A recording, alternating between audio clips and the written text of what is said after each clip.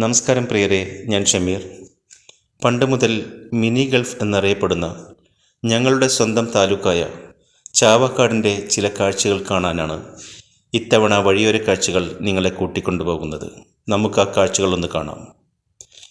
എം.ആർ. Raman memorial high school 1943 സ്ഥാപിതമായ school പഠനകാര്യത്തിലും മറ്റും ഉയർന്ന നിലവാരം പുലർത്തുന്ന ചാവക്കാട്ടെ അറിയപ്പെടുന്ന ഒരു സ്കൂൾ കൂടിയാണ്.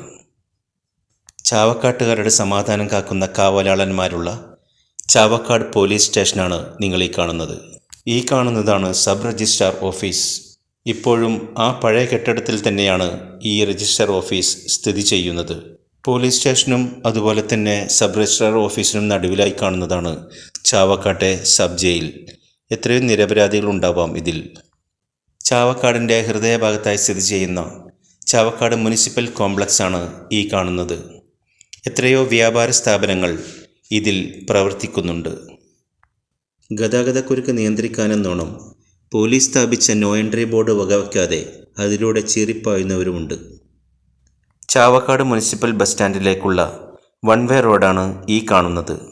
ഈ റോഡിൻ്റെ വലതുവശത്തായാണ് 2 മാസം മുമ്പ് മൈജിയുടെ ഒരു പുതിയ ഷോറൂം തുറന്നത്. ഈ വൺ വേ നേരെ ചെല്ലുന്നത് ഈ ജംഗ്ഷനിലേക്കാണ്. ഈ ജംഗ്ഷൻ ഇപ്പോൾ പൊന്നര ജംഗ്ഷൻ എന്നാണത്ര പേര്.